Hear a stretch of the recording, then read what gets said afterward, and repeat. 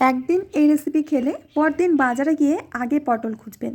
নমস্কার বন্ধুরা, আজ বানিয়ে দেখাবো একদম ইউনিক টেস্টের নতুন পটলের দারুণ একটা রেসিপি। গরম ভাতের সাথে পটলের এই রেসিপি থাকলে এক থালা ভাত কখন ফুরিয়ে যাবে আপনি নিজেই টের পাবেন না। এর আগে আপনারা অনেক রকম পটলের রেসিপি খেয়েছেন, কিন্তু আজকের রেসিপিটা একবার হলেও বানিয়ে খেয়ে দেখুন, এর স্বাদ কোনো দিনও ভুলতে পারবেন না। এই দারুণ স্বাদের পটলের রেসিপি বানানোর জন্য আমি নিয়েছি 500 গ্রাম পটল। পটলগুলো একেবারে নতুন পটল বাজারে উঠেছে, কচি কচি পটল। সেই পটল দিয়েই আজকে রেসিপিটা তৈরি করব। একটু রেখে রেখে খোসা ছাড়িয়ে নিয়ে এইভাবে কেটে নিতে হবে। পটলের দুটো মাথা এভাবে কেটে নেব। এরপরে পটলের সাইডটা একটু চিড়ে দিতে হবে। তো বন্ধুরা দেখুন, পটলগুলো আমি ঠিক এইভাবে কেটে নিয়েছি আর দুটো মাথাও একটু চিড়ে দিয়েছি। এখন কড়াইতে দিয়ে দেব সর্ষের তেল। রান্নাটা অবশ্যই সর্ষের তেলে করার চেষ্টা করবেন। তেলটা ভালো করে গরম করে নিতে হবে। এখন এর মধ্যে দিয়ে দেব 1 চামচ লবণ আর একটুখানি চিনি। এখন পটলগুলোকে ভেজে নিতে হবে।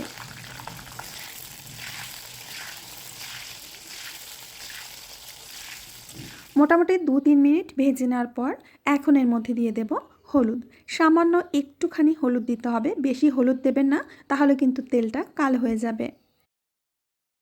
যতক্ষণ পটলটা ভাজা হচ্ছে অন্যদিকে আমরা মশলাটা রেডি করে নেব।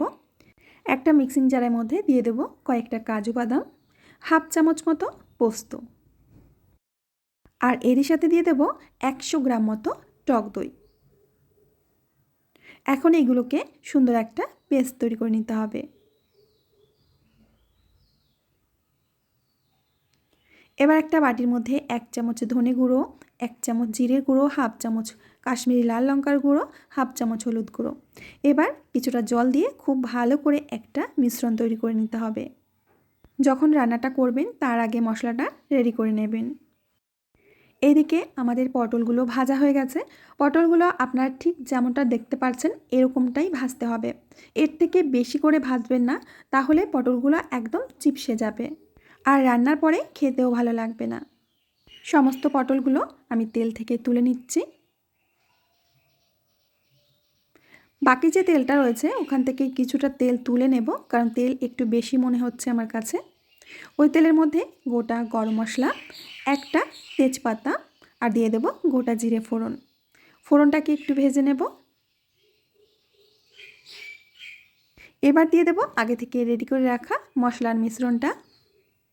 এইগুলোকে মিডিয়াম আঁচে একটু কষিয়ে নেব।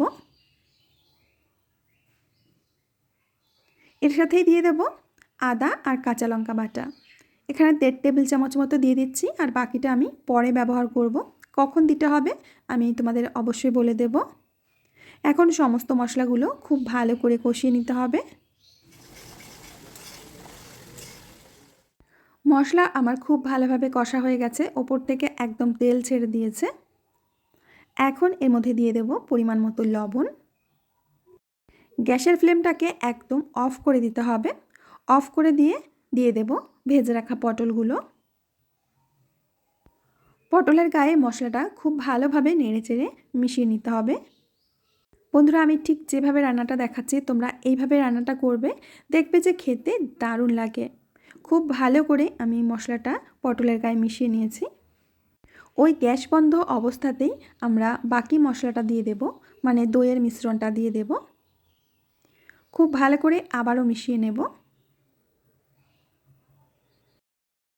দইটা যখন খুব ভালোভাবে পটলের সাথে মিশে যাবে তখন গ্যাসের ফ্লেমটাকে জ্বালিয়ে দিয়ে পটলটা মশলার সাথে কিছুক্ষণ কষে নিতে হবে।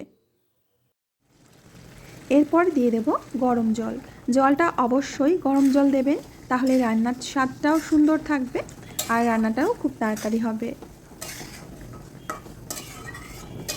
এবার ঢাকনা দিয়ে ঢেকে 5 মিনিট মতো মিডিয়াম ফ্লেমে জাল করে নেব। প্রায় 5 মিনিট পর আমি ঢাকনাটা খুলে নিচ্ছি।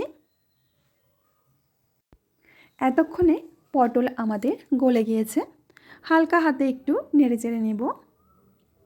আর একটু এরকম গ্রেভি থাকলেই কিন্তু খেতে বেশি ভালো লাগে। রান্না আমাদের শেষের পথে। সব শেষে দিয়ে দেব 1/2 চামচ আদা কাঁচা লঙ্কা বাটা, 1/2 চামচ মতো গরম মশলার গুঁড়ো আর 1/2 চামচ মতো ঘি। রান্নার শেষে এই 3টি জিনিস কিন্তু অবশ্যই দেবে, এতে আমাদের রান্নার স্বাদ দ্বিগুণ হয়ে যাবে।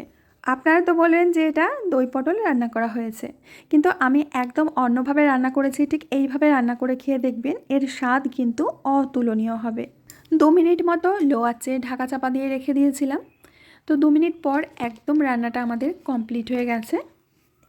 এখন নামিয়ে নিয়ে গরম গরম ভাতের সাথে পরিবেশন করা যাবে। বন্ধুরা, আপনারা দেখতেই পাচ্ছেন যে পটলের রেসিপিটা দেখতে কতটা পরিমাণে লোভনীয় হয়েছে, আর এটা খেতে হয় দারুণ স্বাদের। বন্ধুরা, আশা করছি আজকের এই পটলের রেসিপিটা আপনাদের অনেক ভালো লেগেছে। ভালো লাগলে অবশ্যই লাইক, কমেন্ট, শেয়ার করবেন। আমি আজ এখানেই বিদায় নেব।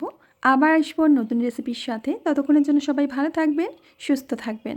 রেসিপি কেমন হয়েছে কমেন্টে জানাতে ভুলবেন না কিন্তু।